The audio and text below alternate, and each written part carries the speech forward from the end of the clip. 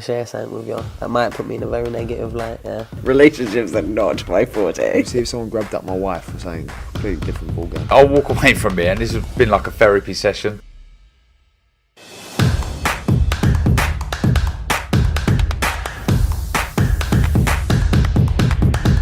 This is Joe Pugh for IFL TV, proudly sponsored by Everlast. It's the beginning of a big fight week, another Misfits event you're involved in. Coach Daley, how are we, mate? I'm very good, thank you.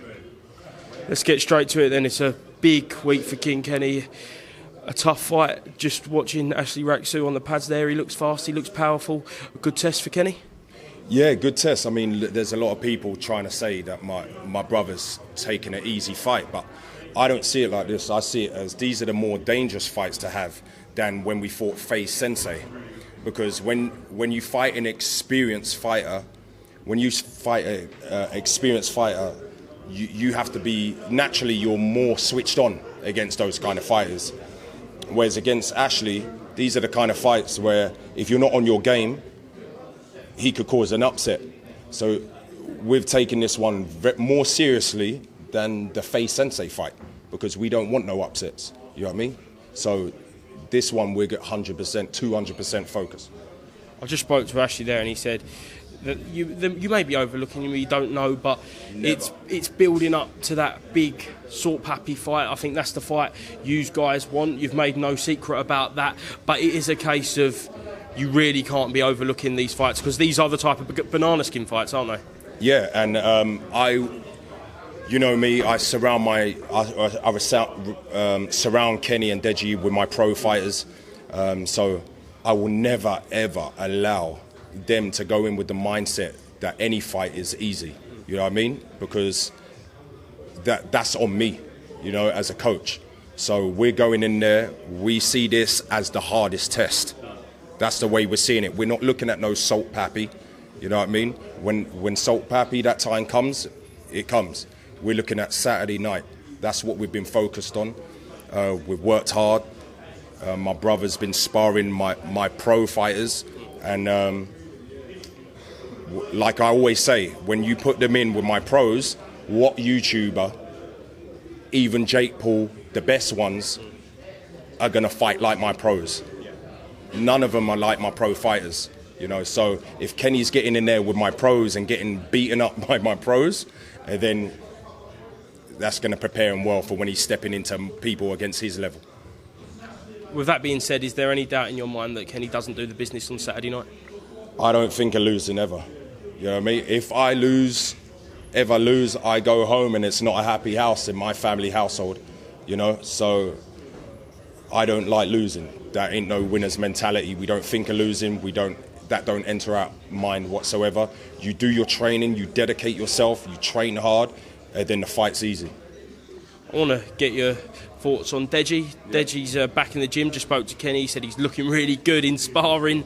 When can we expect to see him out again next? I don't know, Deji's just weighing up his options right now, because obviously off the back of that Floyd Mayweather fight, he's getting a lot of options, you know, so he's just it's got to make sense from a business point of view. The main thing, what I've done with Deji, is keep him in the gym, because while you haven't got a date, this is the most vital time to be working on that craft, where you can slow things down, work on the small details of boxing. And that's what people don't understand about boxing. You can't just get in there for a bunch of punches. You've got to have the ring intelligence, the IQ. You have to know how to use the jab. There's 50 ways how to use the jab. You have to know how to level change, feint, punch when you need to punch, not punch when you don't want to punch, move when you need to move, not move when you don't want to move.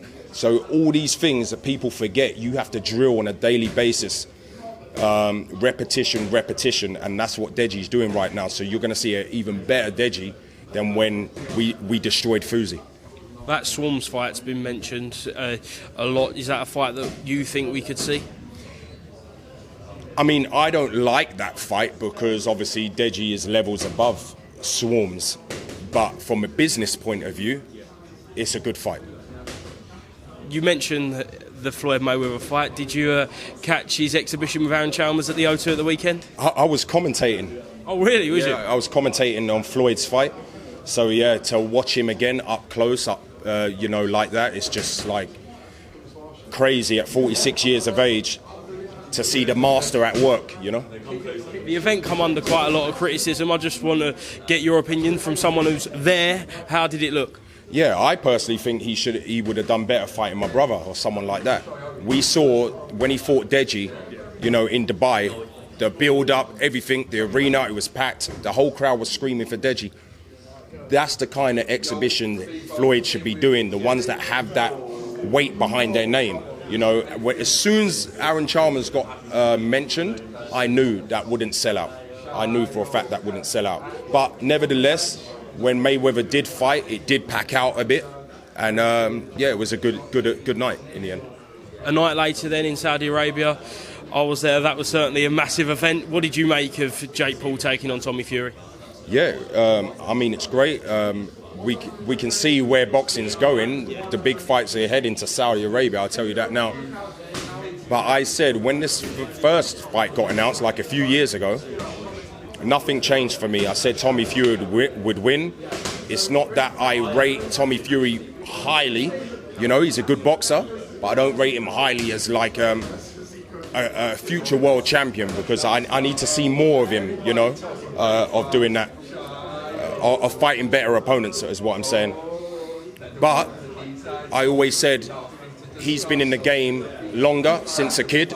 He's around his brothers, his dad, and it's his ring intelligence and his basic fundamentals that will be the difference in the fight. And that's what you saw. You saw someone that hasn't been in boxing that long, that doesn't know how to set up his shots, doesn't know how to feint, doesn't know how to use his feet properly, ring generalship, against someone that knows those fundamentals, and that was the difference.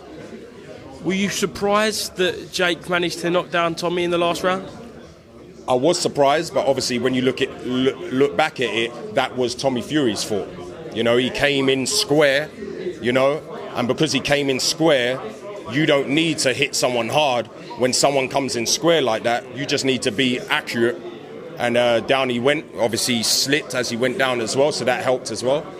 So that was Tommy Fury's fault. It weren't because Jake Paul landed the best shot. You're obviously involved in this space heavily now. From a business and a boxing point of view, do you think that Jake should now take that rematch or go down the KSI route? Because we know that fight would be huge. Well, I actually think now Tommy Fury has faced Jake Paul, the weight has lifted off his shoulders. Can you imagine 23 years of age? For the last few years, people would be saying, you need to fight Jake, you're scared of him, this and that. You got his family saying they disown him if he loses. His brother's the WBC heavyweight champion of the world. So all that weight for a 23-years old, that's why he cried. People were saying, why is he crying, beating a YouTuber? He never cried because he beat Jake Paul. He cried because the build-up of the last few years and the pressure that was on his shoulders. That was Tommy Fury's world title fight. For me, Tommy Fury is never going to be a professional world champion. If he proves me wrong, I'll say sorry. But this is his world title fight. So I just think now the pressure is off his shoulders, he'll deal with Jake Paul much easier next time, because now he can fight with freedom, with less pressure on his shoulders. So they have to think about it.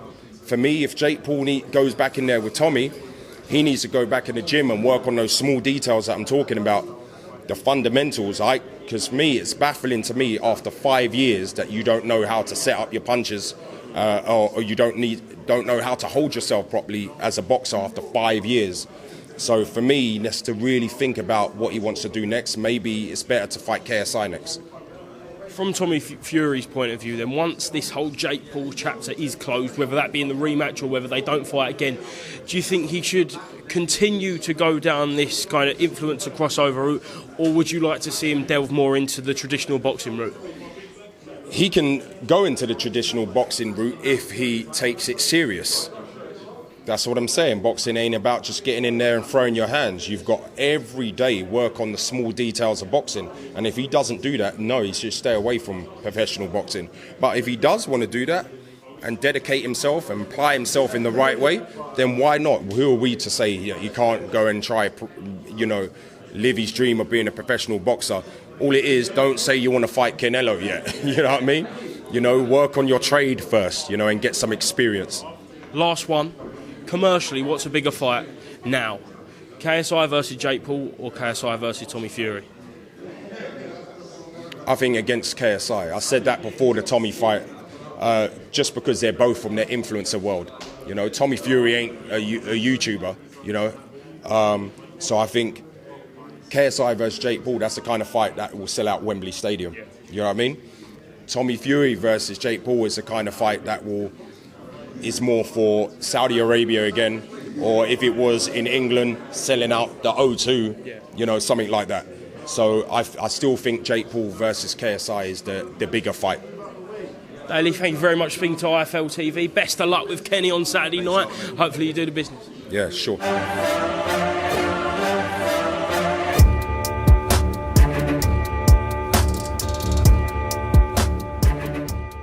I'm going to share something with you that might put me in a very negative light, yeah. Relationships are not my forte. See if someone grabbed up my wife or something. Completely different ballgame. I'll walk away from it, and this has been like a therapy session.